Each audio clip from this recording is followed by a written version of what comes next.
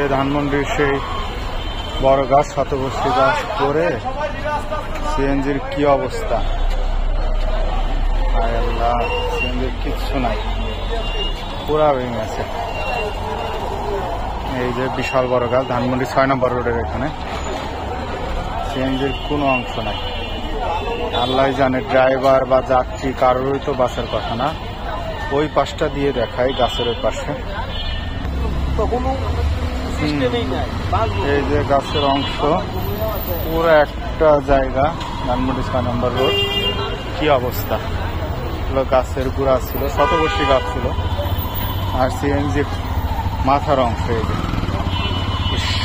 কি অবস্থা। এই যে ড্রাইভার ঠিক এই জায়গায় ছিল, আসার কথা না, যাত্রী বা ড্রাইভার। আমি কোথাও নিউজও দেখি নাই,